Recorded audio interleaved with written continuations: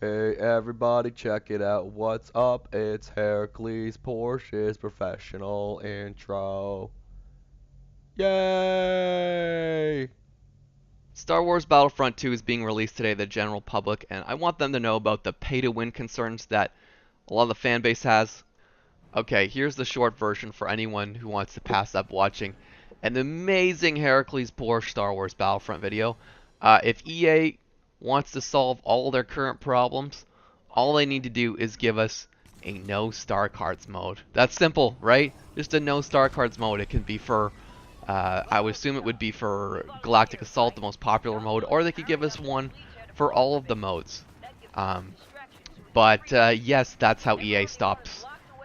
Well, EA will never stop all the hate against them because, their reputation was in the dumps long before the recent incident. But that's how they could stem the massive tide of hate that is going against them right now.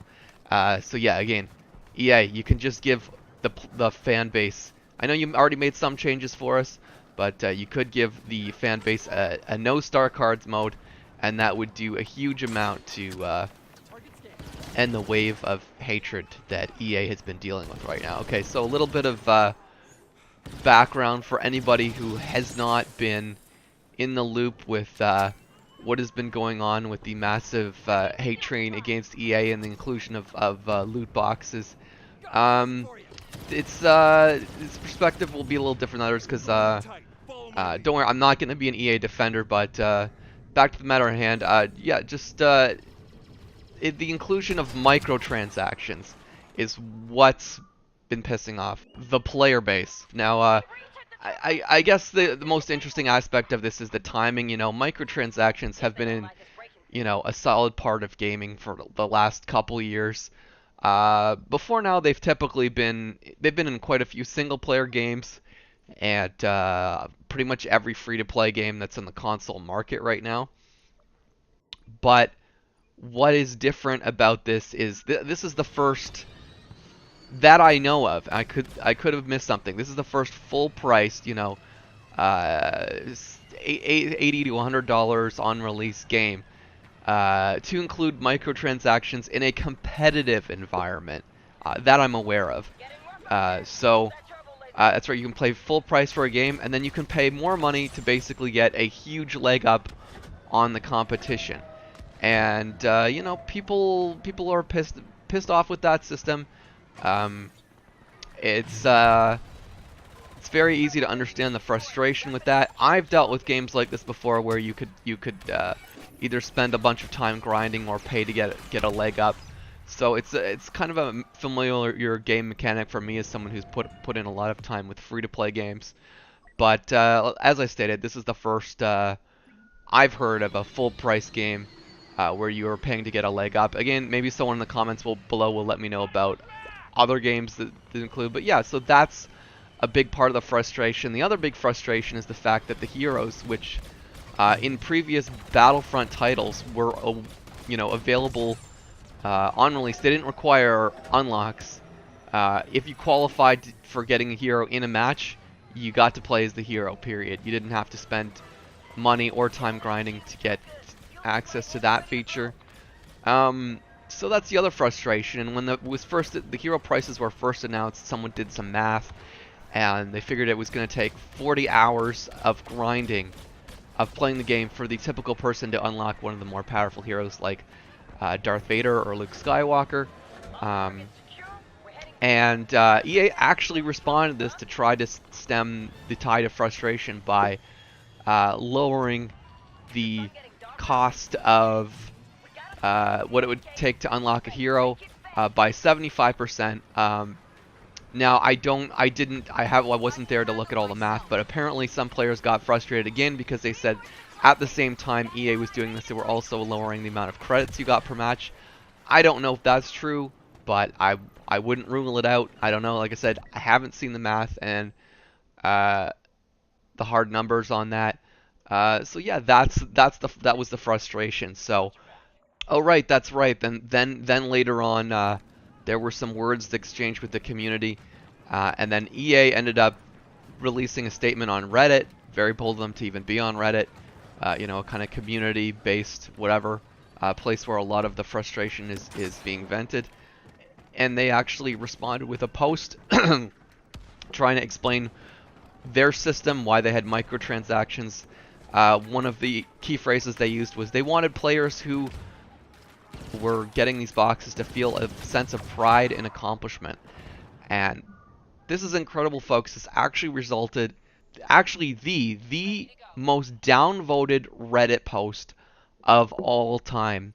Now, normally on Reddit, you can't actually see how far a post has been downvoted, but some people know how to look into that and kind of, it's not normally displayed on Reddit, but there were people who have systems to track the number of downvotes a post get, and the gaming community at large felt like their intelligence was being insulted. People didn't like really any of the reasons that EA came up with for including loot boxes.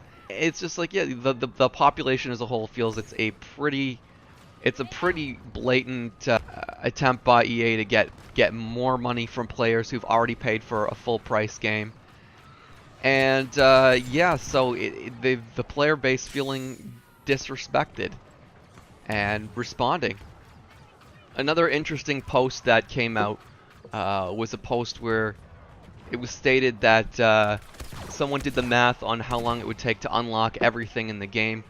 I think the number they came up with was just over 4,000 hours you would need to fully unlock all the heroes and star cards in the game. And that's a crazy number. You could also spend $2,000 to get that. No surprise, there's a way around that with money. I mean, that is the full unlock. Obviously, you would have a massive leg up just partway through that grind over other players. Oh, and I haven't really talked about the fact that I am actually... I was a pretty big fan of all the Battlefronts that came before this. Even the last one that came out in 2015. It was hotly contested for its lack of content, but I got a lot of enjoyment out of it. Obviously, I've had some very successful videos for the Star Wars Battlefront that came before this, but that's neither here nor there. And again, don't assume I'm defending EA, but it is very interesting to note that they did actually, some of the criticism that was leveled at the previous title was a lack of enough levels at launch and lack of a single-player campaign.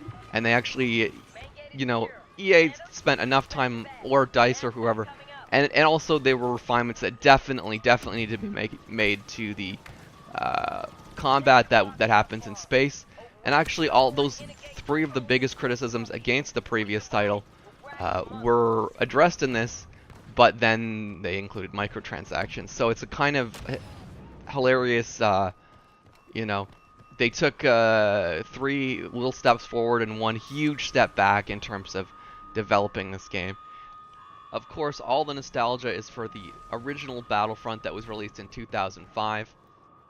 Fixed on the ideas, like they took quite a few steps to make the next Battlefront, more like something we would have loved. Inclusion of classes is also a big thing. More like a lot of things included to make it more like the Battlefronts that we used to know and love. But then, taking those beautiful improvements to the formula, even if they were looking back to titles from the distant past, and ruining it all with microtransactions. It'd be kind of a hilarious joke if it wasn't actually, impacting, the enjoyment of so many players and create. It's a little entertaining, but yeah, creating the most downvoted post on Reddit of all time. Just taking this beautiful product this thing that could have been beautiful and just being like bleh. And there's other criticisms that have been leveled against the new title. Some people just don't really like the new single-player campaign. Some people don't like all the new levels. There are a couple of the multiplayer levels that feel a little claustrophobic, although I like quite a lot of the new levels. Like I like the Yavin level, the Hoth level. they're designed pretty decently. I think I didn't really like the Endor level for some reason. That one kind of stuck out as one of the more claustrophobic. But in terms of EA doing things to make people happy, there are some players who could never be made happy, and others who don't even mind everything that's happened. It's interesting where people come together and where people, differ on opinions. I did talk to someone who, without even having even played the new Star Wars Battlefront, because I'm playing a little here because of early access. Oh, don't hate me. Don't hate me for buying in the early access. One guy was actually defending the game as a result of, just defending EA, and he was telling me, oh, they got to protect their profit margins. Yes, the multi-billion-dollar companies protect their profit margins. So believe it or not, EA does have its defenders out there, and there are people.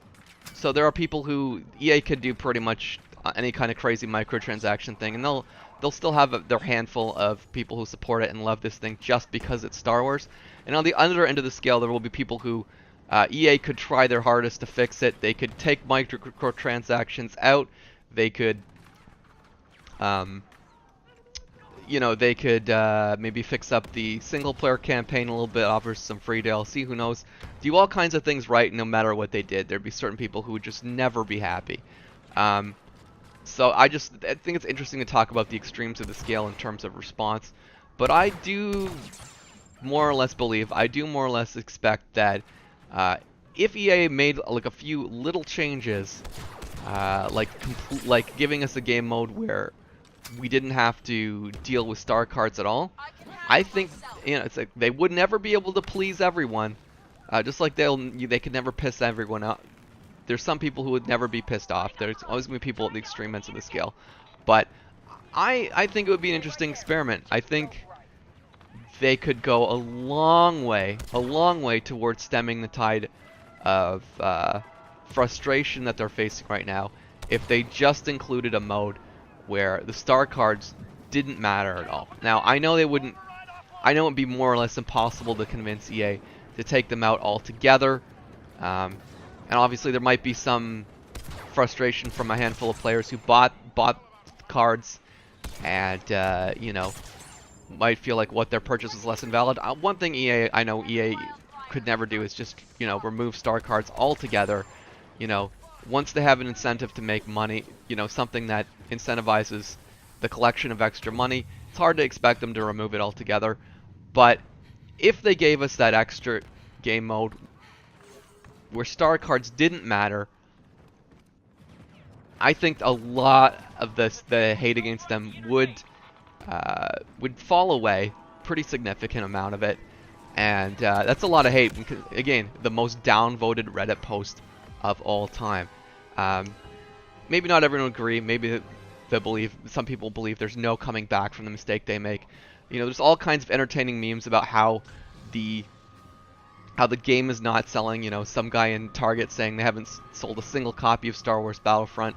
So I think that if they responded that vigorously to player input, it could help their bottom line, which is the main thing EA cares about. Let's not kid ourselves. And I'm not against video game companies making money, but you can make great games and make money too. You don't have to create a pay-to-win formula to make really successful games, And despite all the criticism that other Star Wars Battlefront title received in 2015, it was very successful. I'm sure if they just roll back this whole crazy pay-to-win deal, they might be able to cut the hate in half and double their sales, really. I think it would help their bottom line. So tell me what you guys think of my idea. Do you think EA could escape the massive hate train if they gave us a no star cards mode? I would love to hear from you guys. Your feedback always matters. Drop me a comment below, hit the sub button, all that stuff if you approve, and until next time, see you Starside.